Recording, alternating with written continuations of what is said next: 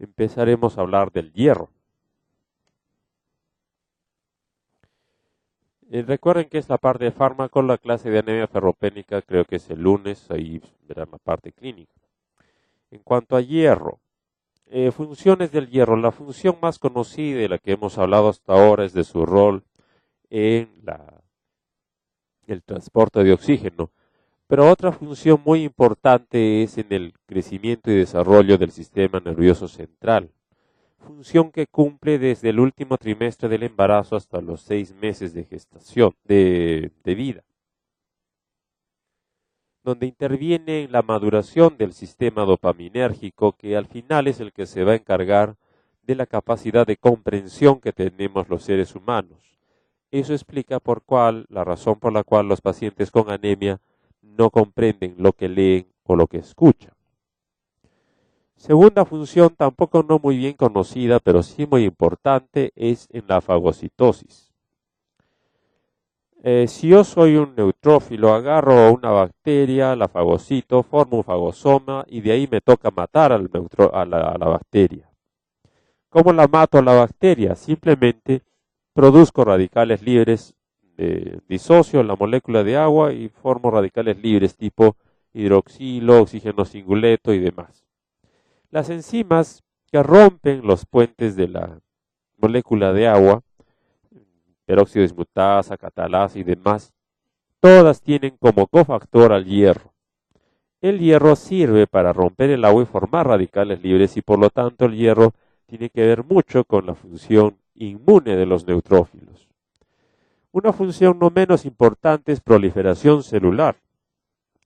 No solo en el sentido que el hierro determina si los linfocitos proliferan o no, sino que el hierro tiene que ver con la proliferación celular en los cartílagos. Normalmente uno piensa que el crecimiento de una persona está determinado por el contenido de calcio y fósforo. También tiene que ver mucho el hierro, al menos durante los primeros meses de vida. Algo de eso debe tener relación con el hecho de que las personas anémicas, como en el caso de la población peruana, no suelen ser muy altas. Esta tabla es para ejemplificar el contenido de hierro que hay en el cuerpo humano. Verán que la mayor parte, el 50%, está metido en la sangre, pero hay hierro en muchos órganos, incluyendo el cerebro, riñón, vaso, hígado, donde cumple otras funciones que nada tienen que ver con la oxigenación. Esto de aquí es para recalcar el hierro y el sistema inmune. Este dato de aquí, la mortalidad de la tuberculosis es mayor si es que hay anemia de por medio, por lo que habíamos mencionado. Cuando uno habla de hierro y deficiencia de hierro, se imagina anemia ferropénica. La anemia ferropénica no es sino el estadio final de la deficiencia de hierro, cuando ya no hay nada de depósitos. Antes, cuando el hierro está bajando y hay depósitos, poquitos, pero hay depósitos, se le llama ferropenia latente. Y a eso es lo que yo me voy a referir. Cuando hay ferropenia latente, se caracteriza, uno de los principales síntomas es cefalea, una cefalea tipo migrañosa, que es más frecuente en las mujeres que en los varones porque es más frecuente que ellas tengan estados de ferropenia latente. Otra manifestación usual son trastornos en la boca, lengua y mandíbula que se traducen en lo que se conoce como síndrome de la boca aurente, que es un dolor en la lengua o en los labios. Es más frecuente en los adultos mayores, en los viejitos, no en la población adulta. Y es causa de que los viejitos no quieran comer. El otro es rinitis atrófica y síndrome de Plummer-Vinson. El Plummer-Vinson recordarán que es una forma de disfagia que resulta de la presencia de pseudomembranas que se desarrollan en el primer estrechamiento esofágico. Trastornos menstruales. Conforme el hierro va bajando en cantidad en la persona, el volumen menstrual aumenta. Cuando se torna anémica la persona, aumenta mucho más, pero conforme se aproxima al número 6 de hemoglobina, va bajando. y eventualmente puede producir amenorrea. No se sabe el porqué de este comportamiento del sangrado, excepto que sea por miomas, ¿no? En ese caso no, pero si es que es por otra causa, la anemia ferropénica sí hace esa variación del volumen de sangrado. Pérdida del cabello, algo que tiene que ver con el aspecto estético del hierro. Cuando no hay hierro y antes que haya anemia ferropénica, se traduce en cabello quebradizo, que usualmente se quiebra a un centímetro de la salida del cuero cabelludo.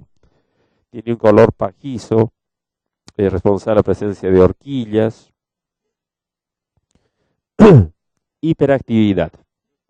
La hiperactividad por deficiencia de hierro es muy frecuente en niños sin anemia inclusive, y suele ser motivo de mal diagnóstico de un trastorno de hiperactividad o de déficit de la capacidad de concentración de los niños. Esta hiperactividad en los niños por cuestiones sociales cambia su manifestación cuando uno tiene deficiencia de hierro en los adultos, sobre todo en los varones. En los varones esta hiperactividad por una cuestión social se manifiesta como esto de acá, como síndrome de Tourette. Tourette, por si acaso, es un síndrome mal definido, tiene varias severidades y varias causas. La forma más severa y clásica de Tourette se asocia a retardo mental. Tourette son tics patológicos, movimientos estereotipados patológicos asociados a retardo o a ciertas formas de autismo. De ese no estoy hablando, yo me refiero a un Tourette leve. ¿Cómo es el asunto? Supóngase que a mí me falta un poco de hierro, pero mi hemoglobina está genial. Y me dicen, mueva esta silla de aquí hacia la puerta. Me encargan una función.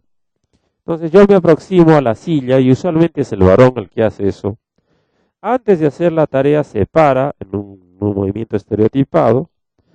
Se empieza a sacar primero los conejos de las manos, luego de los hombros, del cuello, la columna y después de una serie de movimientos recién hace el movimiento, lo que se le pidió. Eso es un Tourette leve.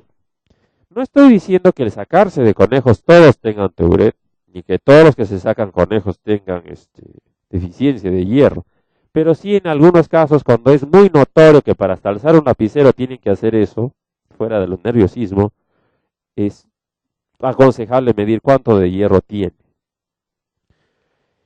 La hiperactividad por deficiencia de hierro en las mujeres jóvenes se cambia, no suelen transformarse en Tourette, no les da esa hiperactividad, es raro.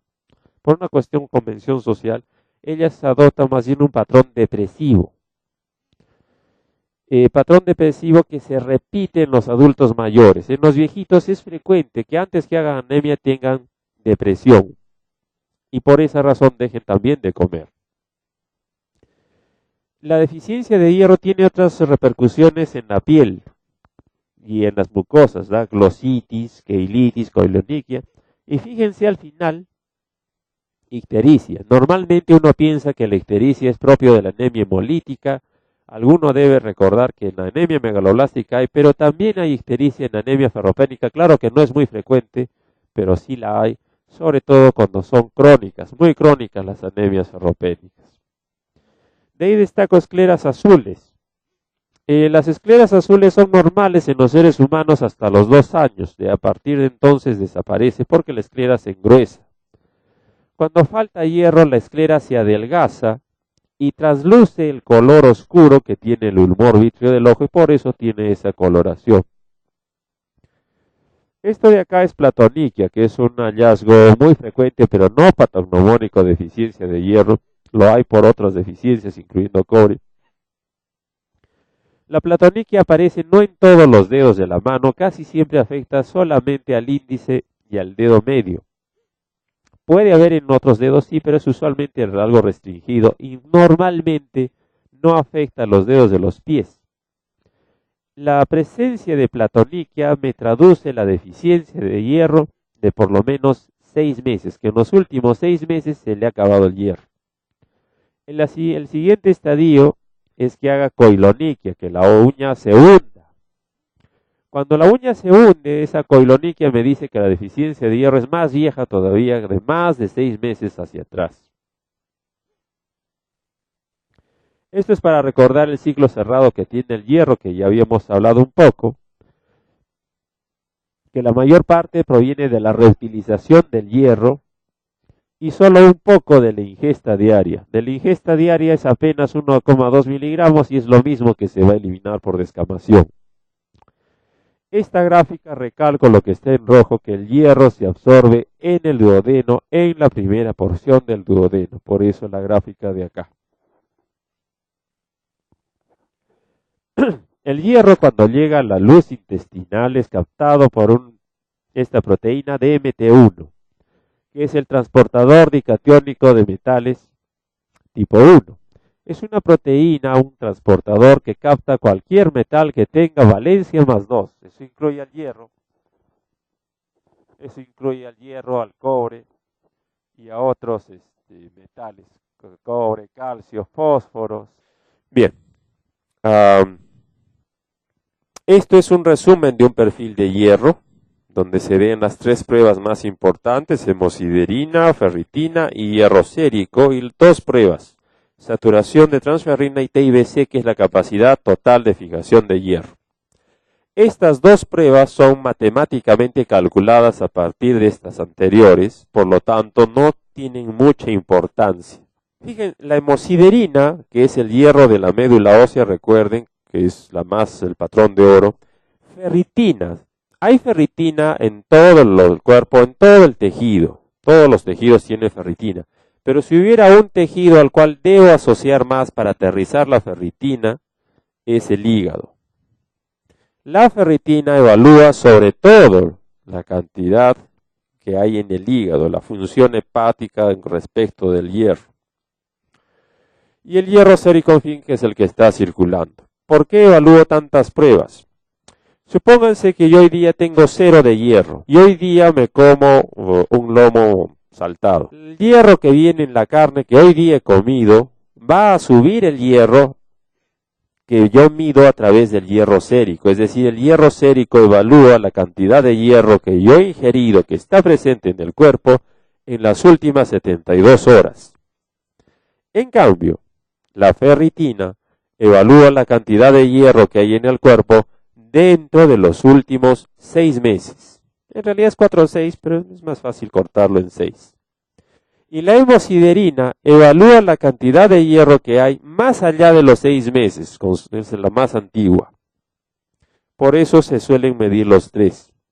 Otra peculiaridad más de aquí es que, fíjense, en la anemia ferropénica, por definición, las 3 pruebas están disminuidas o ausentes. Y en la anemia megaloblástica las 3 pruebas están aumentadas, porque en la megaloblástica no se consume, no hay división celular. Pero en la anemia por enfermedad crónica, actualmente por inflamación, es la única circunstancia en la que la ferritina se pelea con el hierro sérico. La ferritina sube y el hierro baja, y eso me dice es la forma en que yo diagnostico anemia por enfermedad crónica o inflamación crónica.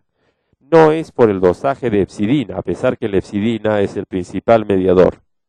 Algún día va a estar disponible clínicamente esa prueba, pero por ahora esta es la forma de diagnosticar. Requerimientos de hierro. Normalmente, cuando yo prescribo una droga, por decirles un antibiótico, amoxicilina, lo hago en base al quilaje. 50 miligramos kilo de peso. Y la mayor parte de drogas es así. El problema del hierro es que no hay una sola fórmula, hay muchas, porque depende primero si doy fórmulas para pacientes que tienen anemia y aquellos que no tienen anemia. Va a depender si es que es niño, si es que es adulto, va a depender si es que es mujer, si es que es varón, va a depender cuánto de anemia tiene. No, esta fórmula, por ejemplo, está hecha solo para anemias leves a moderadas, para las anemias severas es otra la forma. Hay fórmulas de hierro según la vía de administración, sea oral, sea intramuscular y sea endovenosa. Es decir, hay muchas. La más conocida es la que enlisto acá, que esta es la que es para niños en realidad, con una anemia leve a moderada de 8 miligramos de hemoglobina para arriba, pero no es la única.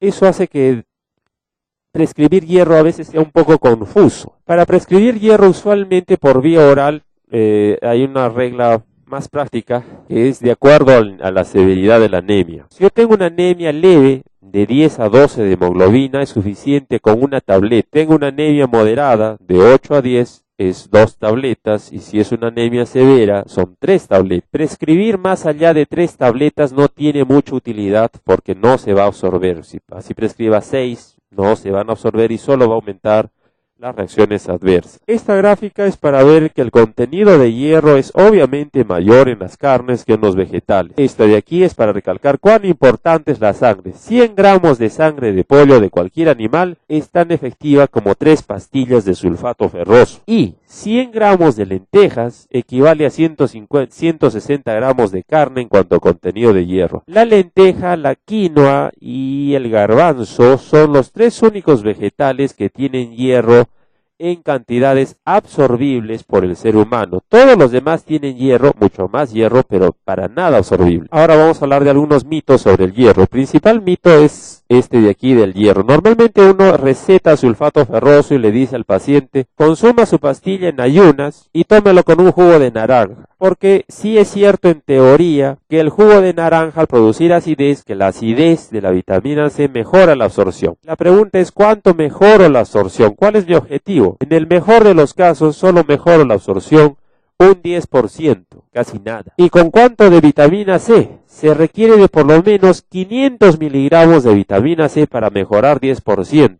Y 500 miligramos, sabiendo que una naranjita trae más o menos 70 miligramos de vitamina C, quiere decir que se requieren alrededor de 7 a 8 naranjas por cada pastillita que yo prescriba para mejorar un 10% la absorción. Ese es el mito. De nada vale que el médico prescriba naranjita con sulfato ferroso, al contrario es vomitivo, quienes lo han probado produce una gastritis terrible. Para efectos teóricos está bien, pero para efectos prácticos no. Los extractos, que es una particularidad de la población latina, en toda Latinoamérica hay extractos. Mientras más feos siempre se cree que es mejor. Los extractos tienen que ver con las vegetales en general. El vegetal que tiene más hierro es la alfalfa. Fíjense la barbaridad de 35 miligramos de hierro por 100 gramos de alfalfa. La espinaca no trae tanto como la alfalfa. Y la alfalfa se emplea como extractos, sobre todo en el emoliente. De esa enorme cantidad de hierro nosotros no absorbemos nada, literalmente nada, porque para extraerle hierro a la alfalfa hay que macerarla, por eso se necesita 3 estómagos, que nosotros no tenemos. El problema de la alfalfa y la costumbre, insisto, latinoamericana de consumirla, es que contiene taninos y la espinaca contiene ácido oxálico. Cada vegetal tiene su propio quelante de hierro. Son quelantes de hierro que bloquean la absorción del hierro por mucho tiempo. Específicamente los taninos de la alfalfa bloquean la absorción por hasta 18 horas. Con pequeñas cantidades, no es necesario consumir una gran cantidad, es suficiente con lo que viene en el emoliente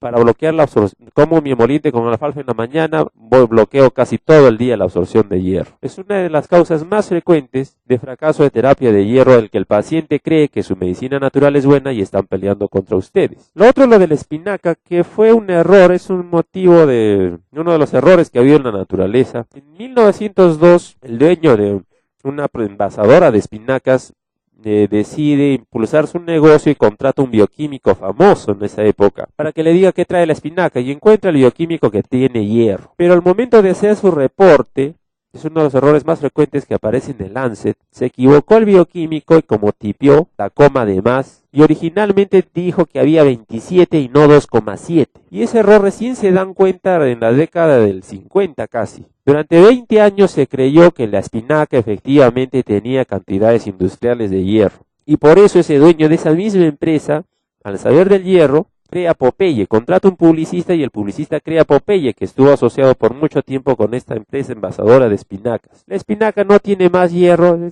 que comer perejil, hacer algo, cualquier producto vegetal, no tiene utilidad práctica. Ahí incluyo 2 mitos más, que es la beterraga. La población cree que la beterraga por el color rojizo, tiene sangre, contiene hierro o ayuda para la anemia. No ayuda en absoluto para la anemia, su contenido de hierro es aún más despreciable que el de la espinaca. Solamente sirve para aflojar el estómago, porque contiene un azúcar que hace eso. Y el otro es la coca. Hubo algún tiempo, y cada cierto tiempo aparece alguien que dice, industrialicemos la coca. Hagamos harina de coca y produzcamos pan con harina de coca. Yo no me meto en la parte nutritiva de la harina de coca, eso es otro cantar. Tengo mis dudas, pero en fin, sí me meto en la parte del contenido de hierro. Esa no es una idea nueva, y ni siquiera fue una idea peruana ni boliviana, fue una idea estadounidense, que en la década del 40 al 50, por lo que se empezó a descubrir que tenía varias cosas, efectivamente intentaron producir harina de coca. No la dieron a humanos, se quedó solamente en animales, donde se demostró que su consumo no mejoraba la hemoglobina de las pobres ratas, bueno, no eran ratas, pero en fin, de los pobres animales, al contrario los bajaba, porque contiene una gran cantidad de quelantes de hierro diferente del tanino.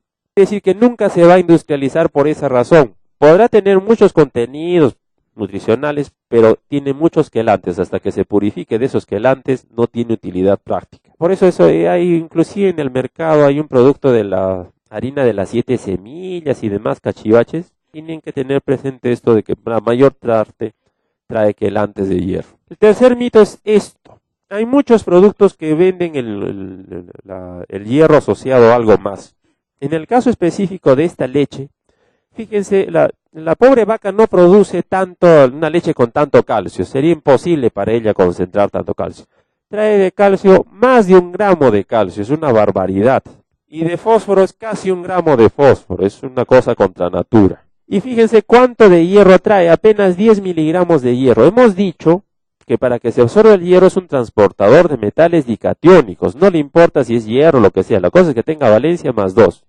Quiere decir que si mi hijo toma esto, lo más probable es que su intestino absorba el calcio industrial que hay ahí, y para nada el hierro, solo por una cuestión probabilística, es decir, no sirve. El hierro no se debe administrar con otros productos. Tan es así que la OMS apenas acepta que se asocie hierro con ácido fólico. No van a encontrar ninguna pastilla aprobada de la OMS, ni siquiera de hierro con vitamina B12. Porque la vitamina B12 contiene, como vamos a ver, cobalto, que también es valencia más 2. Por esa razón no se asocia. El otro mito es pensar que este hierro se va a usar.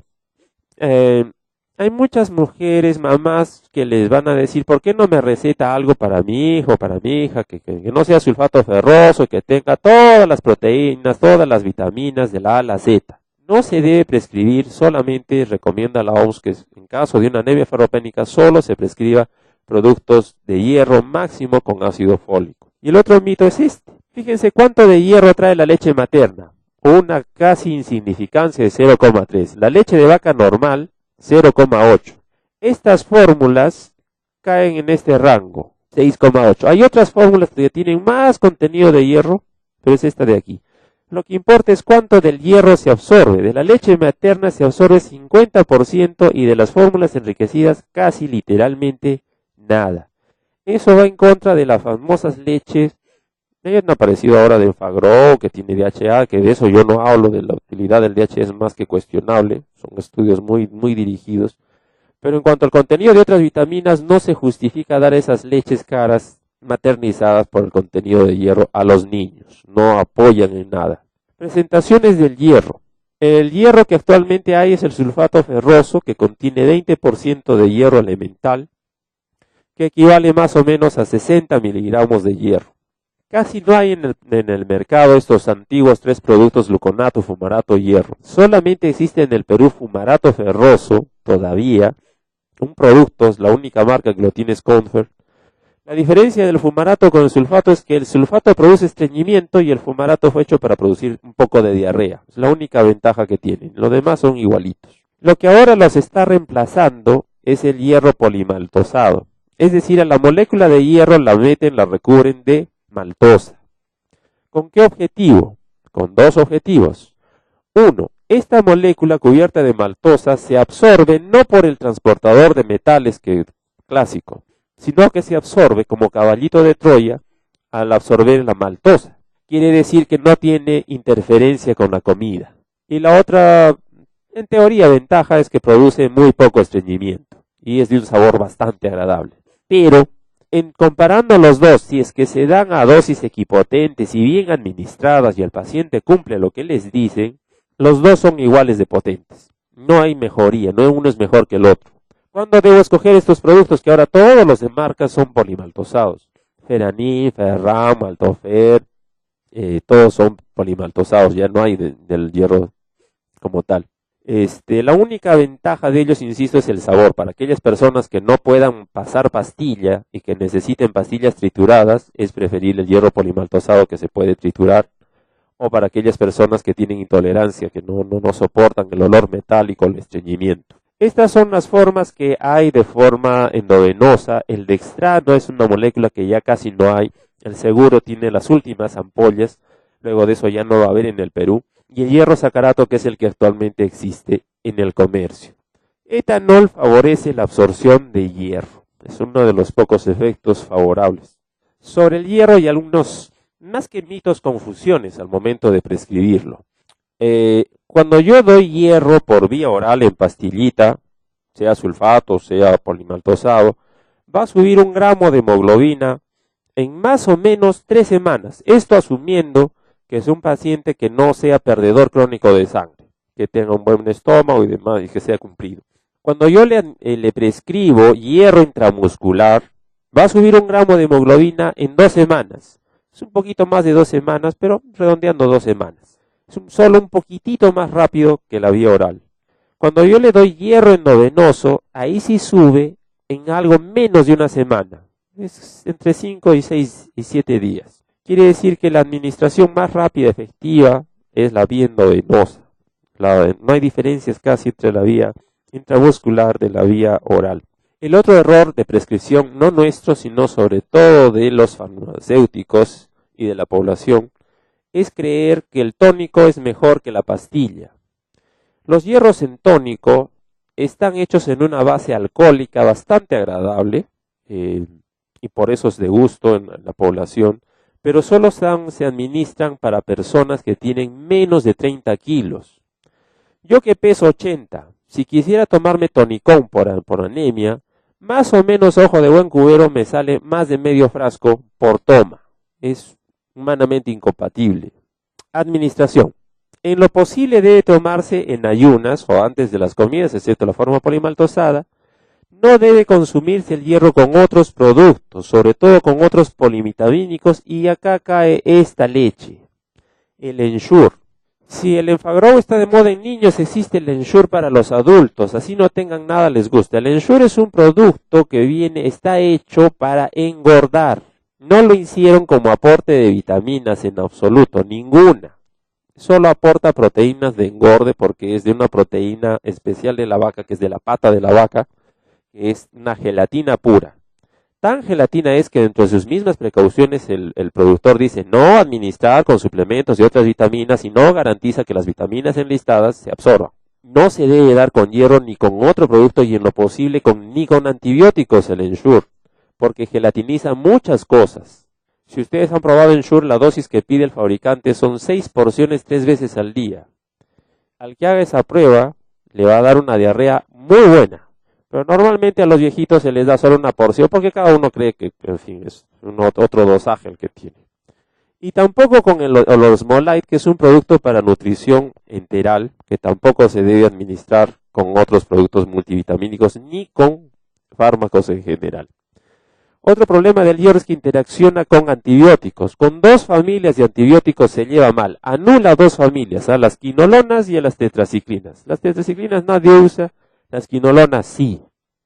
Y fíjense que mientras más larga sea la hemivida, por ejemplo Moxileo, más tiempo se inactivan. Es decir, no es bueno compartir el uso de ambos clases de fármacos. Es conocido que el hierro no debe darse con fármacos que bajan la absorción la acidez gástrica. Eso es solo válido para sulfato ferroso. El hierro, cualquier sea su forma de presentación, se lleva mal con las hormonas. Bien sea con bifosfonatos, bien sea con hormonas tiroideas, bien sea con levodopa, carbidopa, bien sea con anticonceptivos orales, se lleva mal con las hormonas, las bloquea. Aunque el efecto sobre anticonceptivos orales no es clínicamente relevante, pero sí farmacológicamente está demostrado. Pero que sea clínicamente causa de fracaso, no es. Antes de dar hierro debe darse con cuidado en pacientes con enfermedad inflamatoria intestinal porque la puede reactivar.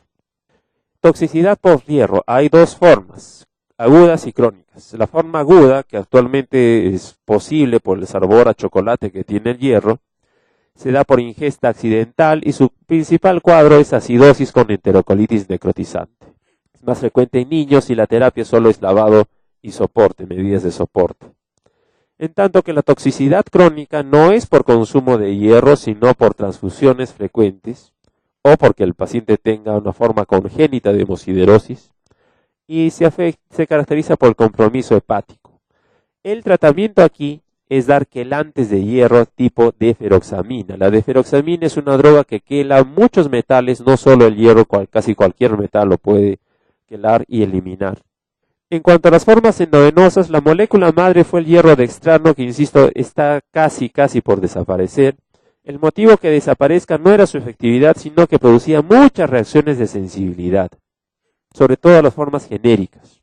El hierro sacarato, que es una molécula hija, la única ventaja que tiene sobre el anterior es que produce menos reacciones de hipersensibilidad, y por eso esta es la que va a quedarse como molécula única. Esta tabla es para comparar las ventajas del hierro dextrano contra el hierro sacarato. En el Perú casi no hay hierro gluconato, que también va a desaparecer en favor del hierro sacarato. Pregunta. Ante un paciente con síntomas y signos de intoxicación grave por hierro, su tratamiento indicado es ácido fólico, no, deferoxamina. Para eso estaba la gráfica anterior, que justo lo coloqué en rojo, que suele ser motivo de preguntas, deferoxamina. Cianocobalamina no, hierro dextrano no y piridoxina no. ¿Hasta ahí alguna duda, pregunta sobre hierro? Bien, entonces ahora sobre B12. B12 es una estructura muy compleja, tienen acá el núcleo de cobalto que les decía. Es un anillo pirrólico muy semejante al de la hemoglobina. Es la molécula más compleja de producirse en la naturaleza.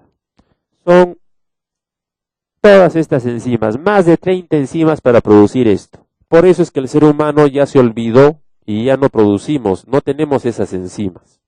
Por eso no producimos B12 y necesitamos comerlas. La B12 tiene 4 formas. En rojo están las formas farmacológicas y en amarillo están las formas fisiológicamente activas. La ciano es la más conocida de todas. Esta está presente en Neurobión, Epavión, en casi todos los productos. E hidroxicobalamina no es raro encontrarlo, pero si mal no me equivoco, 2 o 3 productos tienen la forma hidróxido. Ninguna es mejor que la otra, las dos son iguales de potentes. Acá les decía, no es la forma que involucra más de 30 enzimas y existen 2 vías de producción. La vitamina B12 interviene junto con el ácido fólico, esta es su principal función, en la conversión de homocisteína en metionina. Para eso tenemos B12. Es este paso el más importante. Convierte homocisteína en metionina a nivel de la célula. En cambio, en nivel mitocondrial, convierte metilmalonil-CoA en succinil-CoA. Hay más bloqueos, pero estos son los 2 que explican todo el cuadro clínico que van a ver en anemia megaloblástica el lunes. Quiere decir que a través de la acumulación, si no tengo B12, no se produce succinil-CoA y aumenta la concentración de metilmalonil.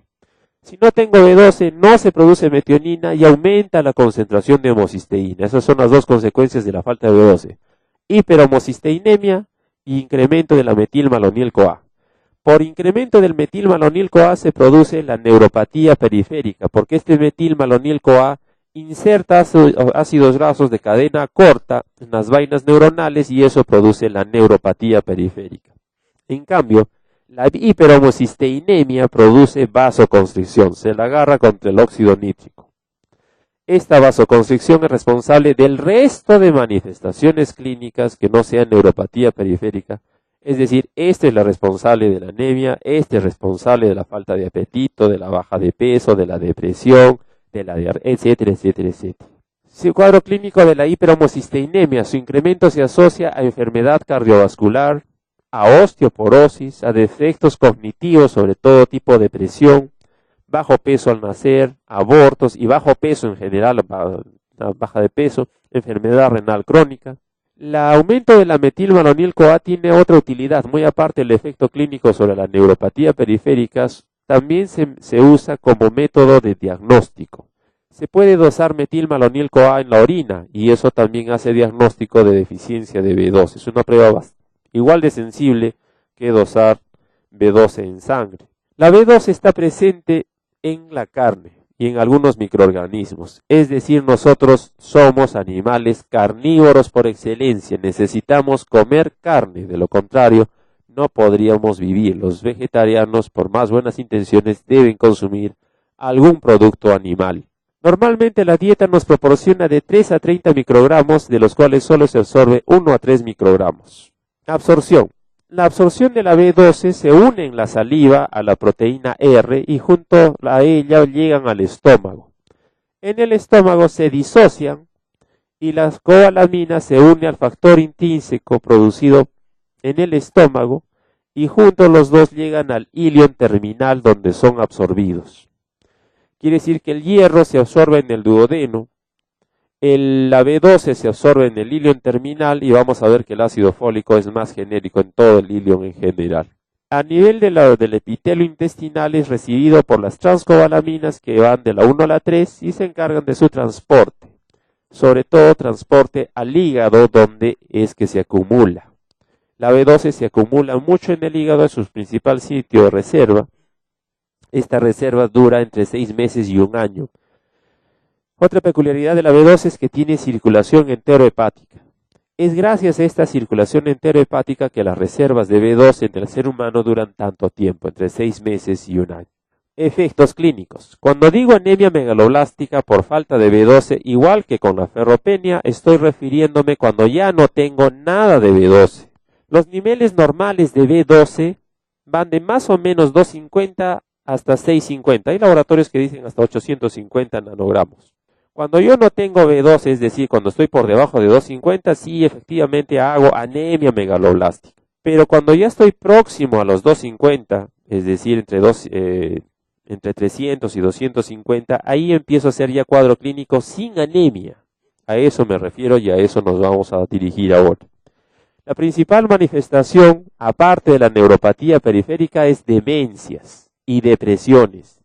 Demencias por B12 es tan frecuente en los viejitos que muchas veces se suele confundir con enfermedad de Alzheimer. Otros efectos gastrointestinales son diarrea crónica, dispepsia, disgeusia y baja de peso e hígado graso. Merece 2 palabras sobre estas dos porque anemia y pancitopenia, eso lo van a ver en la clase de anemia megaloblástica. Estas dos son manifestaciones frecuentes en viejitos, más frecuentes inclusive que la anemia. Sobre el hígado graso, es frecuente que los viejitos se reporte hígado graso, esto es por deficiencia de B12, eso es independiente del consumo de grasa, no tiene nada que ver con el colesterol del viejito. No es solamente exclusivo de B12, también está presente cuando hay deficiencia de B6 y de B2. En cuanto al bajo peso, la deficiencia de B12 o la anemia megaloblástica por B12 es la única anemia que cursa con baja de peso.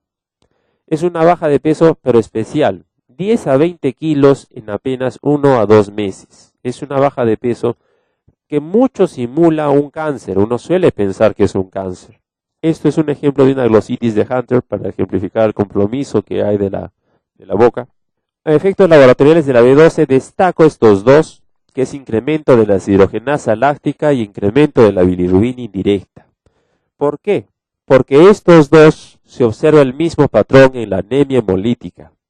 Quiere decir que el diagnóstico diferencial de deficiencia de B12 es anemia hemolítica. Los dos cursan con bilirrubina indirecta alta e incremento de la DHL. Los dos van con anemia. La diferencia está en los reticulocitos. La anemia megaloblástica va con reticulocitos bajos, en tanto que todas las anemias hemolíticas van con reticulocitos altos. Solamente por eso es que se diferencia. Interacciones. La B2 interacciona con el alcohol que disminuye su absorción. El alcohol aumentaba la absorción de hierro, pero disminuye de la B12. Interacciona con el ácido fólico. Esa es la razón por la cual ustedes no van a encontrar tampoco pastillitas de B12 y ácido fólico, al menos no las patrocinadas por la OMS. Porque el ácido fólico, mientras más ácido fólico hay, menor la absorción de B12. También existen problemas con los antibióticos, pero ya son del tipo que no usamos, que son tetraciclinas y cloranfenicol. Contraindicaciones para su administración, hipersensibilidad.